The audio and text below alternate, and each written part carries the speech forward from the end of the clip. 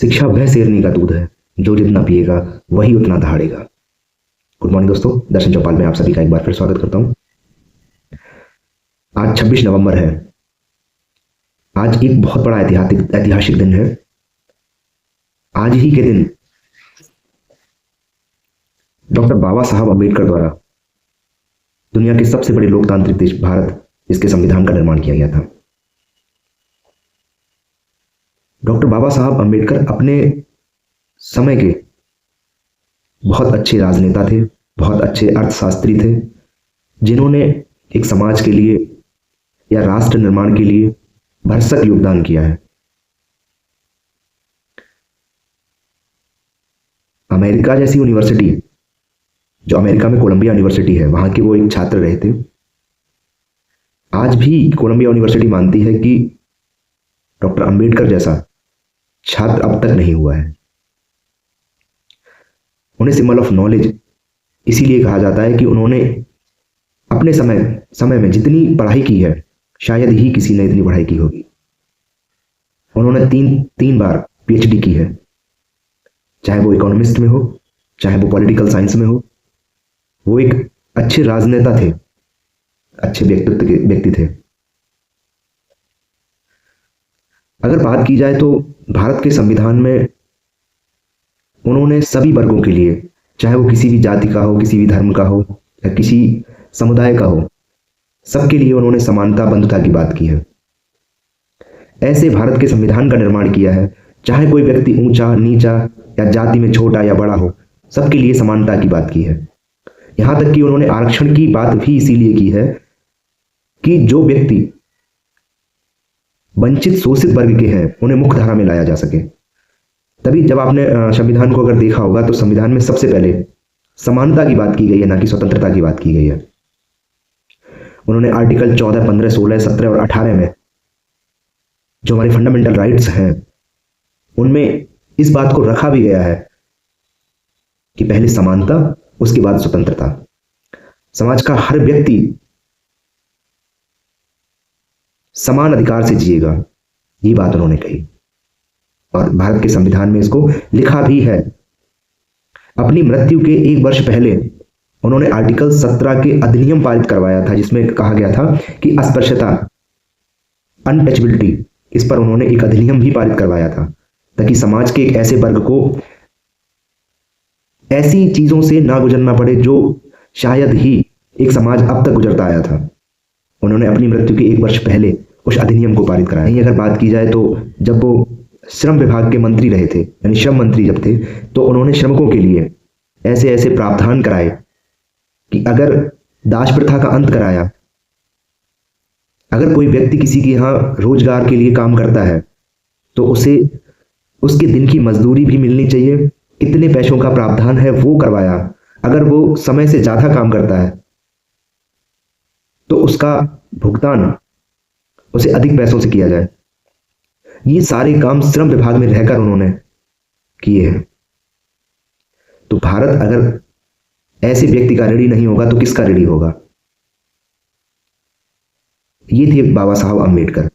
चाहे वो मध्यम वर्गीय परिवार हो, चाहे वो नौकरशाही परिवार हो, चाहे वो श्रम परिवार हो जहां पर व्यक्ति रोजगार के लिए काम करता हो, बेरोजगार हो, उन सभी व्यक्तियों के लिए, खासकर महिलाओं के लिए भी उन्होंने काम किया है। महिला किसी भी वर्ग की हो, अगर डॉक्टर बाबा साहब अम्बेडकर के बारे में नहीं जानती है तो मैं नहीं मानता हूं कि वो उसका रहना एक समाज में उसके योगदान देने के योग्य है। क्योंकि जो काम डॉक्टर बाबा साहब अम्बेडकर ने महिलाओं के लिए किया है वो किसी समाज के लिए नहीं किया है। भारत के अंदर पुरुषों को पढ़ने का अधिकार था, लेकिन महिलाएं किसी भी वर्ग की हो, चाहे वो वंचित शोषित समाज की हो या सवर्ण समाज की हो, उन्हें पढ़ने का अधिकार नहीं था। वो अधिकार दिलाया डॉक्टर बाबा साहब अम्बेडकर ने। तो महिलाओं का यही दायित्व बनता है कि उन्हें समझें, उन्हें पढ़ें और उन पर विचार करके उनके जैसा बनने का कोशिश करें कि हम डॉक्टर बाबा साहब अम्बेडकर के बताए हुए रास्ते पर चल सकें। डॉक्टर बाबा साहब अम्बेडकर का जो कथन कोट किया था कि शिक्षा वह शेरनी का दूध है जो जितना पिएगा वो उतना दहाड़ेगा, उन्होंने कहा है कि तुम्हारे पैर में जूते हो ना हो, लेकिन तुम्हारे हाथ में किताब होना बहुत आवश्यक है। आप अगर किसी समाज के लिए लड़ रहे हैं तो लड़ाई भले ही हथियार से ना हो, लेकिन शिक्षा के साथ रहकर की जा सकती है। अगर आप एक शिक्षित व्यक्ति हैं तो आपको अपने अधिकारों के बारे में जानकारी होनी चाहिए। वो अधिकार आपको संविधान ने कितने और कहाँ कहाँ दिए हैं। अगर आपको अपने अधिकारों की जानकारी नहीं है तो आपका एक व्यक्ति होना बेकार है। आपको संविधान की जानकारी होनी चाहिए, आपको आईपीसी सीआरपीसी की जानकारी होनी चाहिए, ताकि भविष्य में आपके साथ अगर कोई पुलिस किसी भी तरह का बर्ताव करती है तो आपको जानकारी होनी चाहिए कि मुझे मूल अधिकार दिए गए हैं तो उनका क्या क्या उपयोग करना है। ये थे डॉक्टर बाबा साहब अम्बेडकर। अगर डॉक्टर बाबा साहब अम्बेडकर को पढ़कर अगर हमें सीखना चाहिए तो क्या सीखना चाहिए? डॉक्टर बाबा साहब अम्बेडकर को तो हर व्यक्ति ने पढ़ा होगा, समझा होगा, और जिन्होंने नहीं पढ़ा है मैं उनसे निवेदन करता हूं कि एक बार डॉक्टर बाबा साहब अम्बेडकर को पढ़ो, पढ़ के देखो, समझो कि उन्होंने अपने साथ साथ अपने व्यक्तिगत जीवन को सजोने के साथ साथ समाज की नई दिशा के साथ साथ और समाज को एक ऐसे मुकाम तक ले जाने का काम किया है। अगर डॉक्टर बाबा साहब अम्बेडकर की सीखने की बात है, मैंने समाज के वर्गों को देखा है कि अगर समाज का कोई वंचित वर्ग का लड़का अगर किसी सरकारी अफसर बनता है या किसी अपने अधिकार क्षेत्र से ऊपर उठ जाता है तो वो कोशिश करता है कि मेरी जाति के बारे में कोई ना जाने, और वो किसी सवर्ण जाति से शादी करके अपने आप को परिवर्तित कर लेता। डॉक्टर बाबा साहब अम्बेडकर अगर चाहते तो एक शानदार जिंदगी जी सकते थे। वो डॉक्टर बाबा साहब अम्बेडकर जब उनकी माताजी का देहांत हुआ था तो उनकी माताजी को एक बीमारी थी, तो बीमारी को देखने के लिए उनके घर पर कोई वैद्य नहीं आया था उपचार के लिए। तो डॉक्टर बाबा साहब अम्बेडकर के देखते देखते उनकी माताजी का देहांत हो गया। तो बाबा साहब अम्बेडकर ने इस बात की कसम खाई थी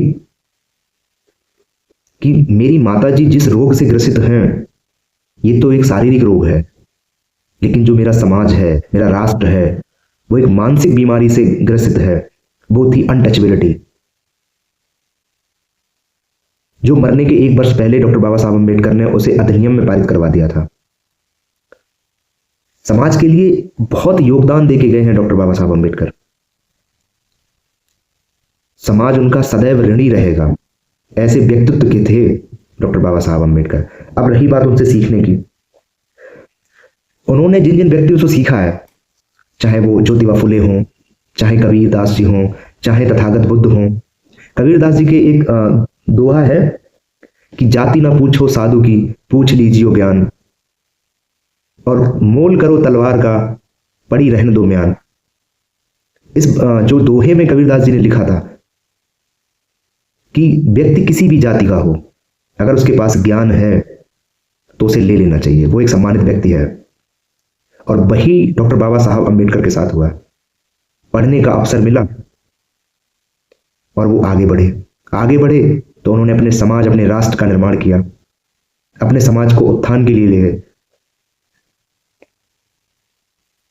डॉक्टर बाबा साहब अम्बेडकर अपने समाज के पहले ऐसे व्यक्ति थे जिन्होंने चौथी कक्षा पास की थी। तो डॉक्टर बाबा साहब अम्बेडकर जो सीखना है वो एक ये चीज है कि किताबों को अपना दोस्त बनाइए। अगर किसी से लड़ना है तो वो किताबों से लड़ा जा सकता है, शिक्षा से लड़ा जा सकता है, कलम की ताकत से लड़ा जा सकता है। तो आज का जो दिन है वो बहुत ही ऐतिहासिक दिन है। 26 नवंबर सन 1949 को देश के सबसे बड़े लोकतंत्र के संविधान का निर्माण हुआ था। और अगर डॉक्टर बाबा साहब अम्बेडकर के समकक्ष में जो राजनेता की अगर बात की जाए तो मैं जहां तक एक व्यक्ति को समझ पा रहा हूं वो व्यक्ति थे अब्राहम लिंकन। जिस तरह की अस्पृश्यता हमारे देश में है कि उच्च जाति, निम्न जाति, सवर्णों का, दलितों का जैसा मतभेद भारत देश के अंदर है, ठीक उसी प्रकार अमेरिका के अंदर श्वेत और अश्वेतों की बात की गई थी, जहां पर अश्वेतों को वो अधिकार नहीं थे जो यहाँ पे निम्न जाति के लिए नहीं थे। तो अब्राहम लिंकन ने जो काम अमेरिका में किया वही काम डॉक्टर बाबा साहब अम्बेडकर ने भारतवर्ष में किया। मैं ऐसे व्यक्ति को